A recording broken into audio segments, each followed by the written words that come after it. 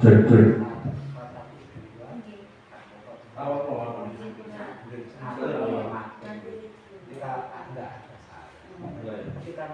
Bismillahirrahmanirrahim. Assalamualaikum warahmatullahi wabarakatuh. Bismillahirrahmanirrahim. Alhamdulillahirabbil alamin. Wassalatu wassalamu ala asyrofil anbiya'i wal mursalin sayyidina Maulana Muhammadin wa ala alihi wa sahbihi ajmain. Amma ba'du. Yang saya hormati Bapak Kepala Sekolah Titik Darmadi, kemudian Bapak dan Ibu Guru, peserta presentasi saya hari ini. Jadi ceritanya gini Bapak Ibu, tujuan saya mengundang Bapak Ibu untuk menghadiri presentasi saya ini adalah saya ini kan sama Bu Ade mengikuti kegiatan PKG PJOK kurang lebih 3 bulan. Jadi selama 3 bulan itu kegiatan kita daring dan diikuti luring. Kemarin sudah dilaksanakan 1 minggu di SMK Negeri 1 Lamongan. Kemudian tugas akhir dari kami ini adalah tindak lanjut dari kegiatan selama 3 bulan tersebut. Jadi untuk RPL atau rencana tindak lanjut saya ini adalah tentang saya mengambil materi tentang gobat sodor, atau saya singkat supaya anak-anak ini kan tidak lupa dengan permainan gobat sodor. Jadi saya singkat dengan bakso. Saya yakin anak-anak juga tidak asing dengan makanan bakso. Oh, ternyata makanan bakso ini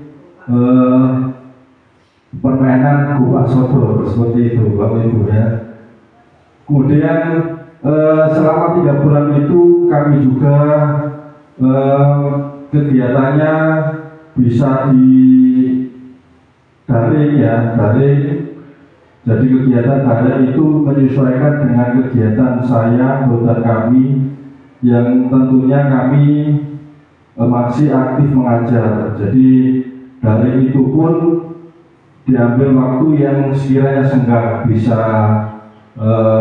siang hari setelah mengajar atau malam hari, bahkan ada yang setelah sholat isya baru kita melaksanakan daring. Lanjut Bu Ade.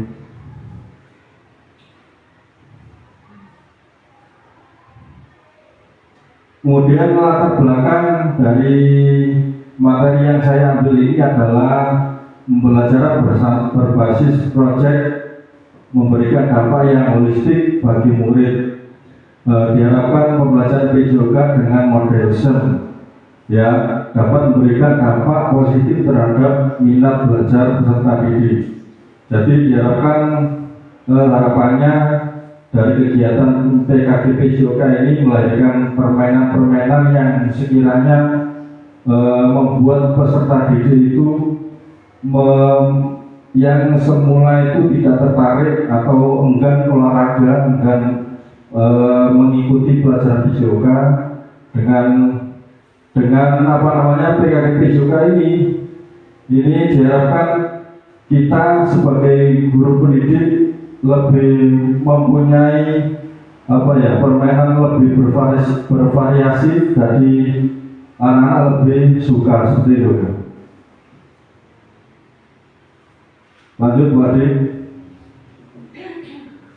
Tujuan program ini yaitu pertama, terwujudnya siswa yang berakhlak mulia, bugar, sehat, gembira, dan tentunya berprestasi.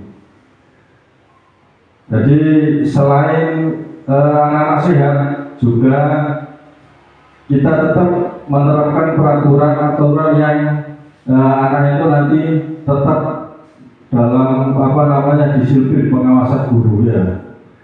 Yang kedua, pemahaman siswa tentang olahraga membantu mereka mengembangkan keterampilan pengetahuan serta nilai-nilai sosial melalui pengalaman bermain sesuai dengan peran yang diminati. Jadi saya yakin dari semua siswa ini masing-masing punya minat dan bakat sendiri-sendiri Bapak Ibu. Jadi anak-anak ini tidak bisa disamakan.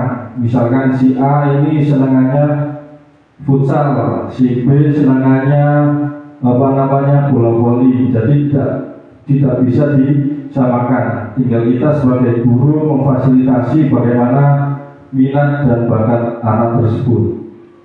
Kemudian yang ketiga adalah menekankan pembelajaran melalui pengalaman nyata dan situasional. Jadi lapangan yang kita miliki ini tentu saya anggap sudah profesional untuk diterapkan permainan yang sudah kita terapkan. Kemudian meningkatkan kesehatan dan kebugaran siswa. Nah, tentunya dengan permainan ini anak-anak akan lebih senang lagi untuk bergerak. Ya, karena otomatis kalau bergerak otomatis berkeringat. Ya. Jadi anak-anak yang semula di rumah ini biasanya yang makannya ini susah, terutama saya sendiri pengalaman anak saya begitu. Makanya susah ya. Jadi kalau diajak olahraga, kalau sekiranya berkeringat bugar, otomatis nanti nafsu makannya akan meningkat seperti itu. Selanjutnya ini meningkatkan motivasi dan keterlibatan siswa dalam proses pembelajaran. Jadi tetap kita motivasi tentunya siswa-siswa yang enggan untuk berolahraga.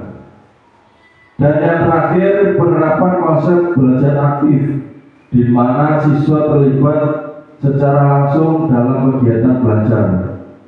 Nah, jadi saya yakin dengan modifikasi permainan yang kita terapkan, anak-anak semuanya keseluruhan ini senang untuk bergerak. Ya, selanjutnya next Bu Ade. Berikutnya adalah capaian, langkah, dan hasil.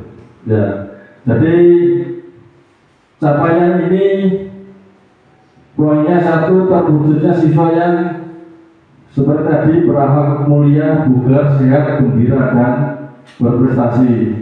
Kemudian belajar aktif dan pengalaman bermain sesuai dengan peran yang diminati.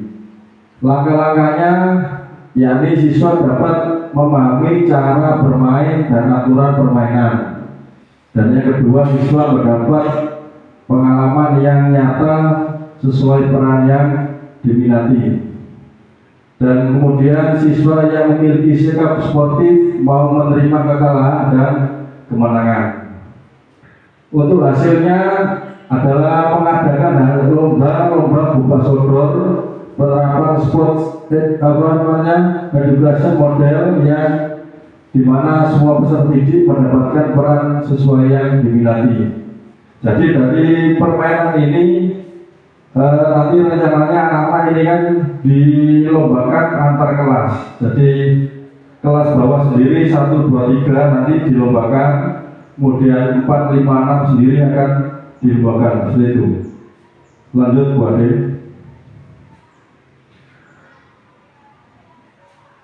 Kapasitas yang dimiliki sekolah, ya. Jadi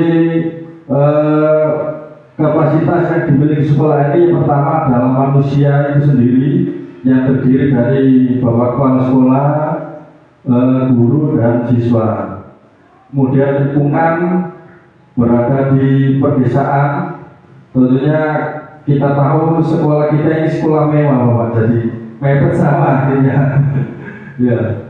Kemudian finansial itu ada dana bos, fisik, halaman sekolah serta alat pendukung, lapangan dan lain-lain.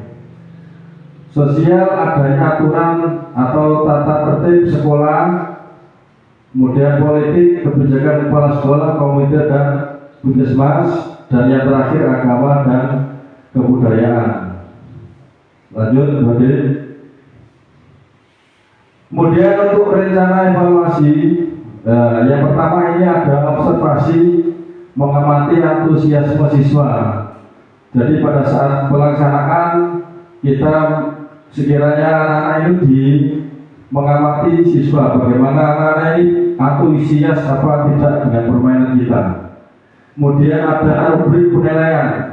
Nah, rubrik penilaian ini ada form penilaian yang kita buat bagaimana anak ini nanti yang sekiranya lebih aktif atau yang bermain aktif lagi nilai akan dapat nilai plus. Refleksi siswa, penilaian antar siswa. Nah, di situ ada kemungkinan atau tantangan. Kemungkinan yang pertama atau tantangan yang pertama ini satu siswa belum memahami perannya, ya. Kemudian kemampuan yang berbeda dan kendala komunikasi. Jadi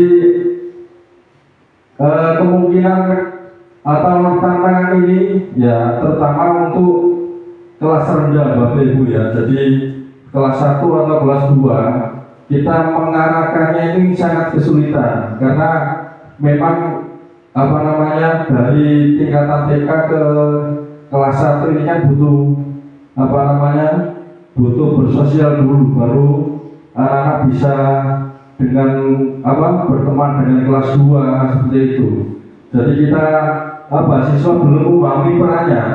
Jadi kita mengarahkan pelan-pelan satu-satu untuk bisa ini bergerak ya. Ya, terakhir terima kasih ya. Mungkin ada pertanyaan dari Bapak Ibu, silakan. Monggo Bu Nelly. Terserah. Jadi itu tidak ya. Sebagai yang tanya. Oh,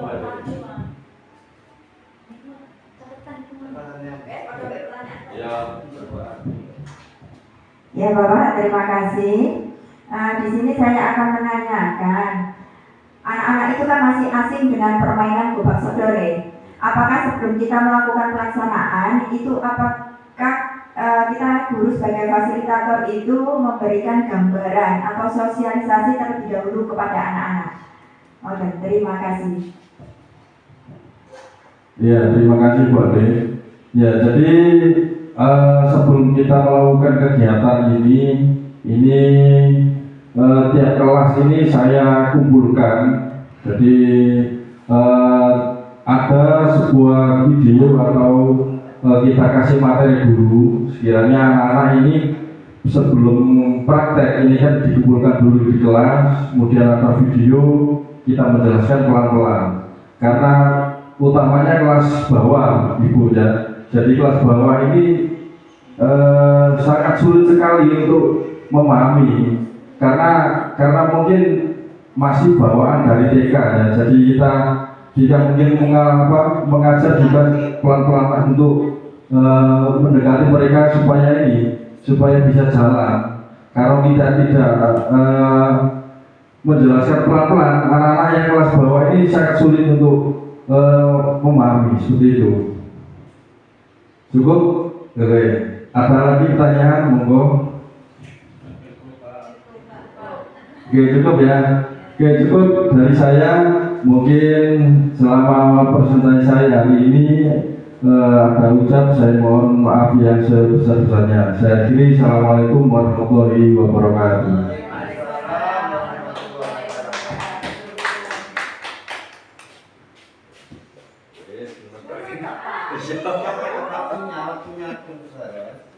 Piro iki? 14 menit.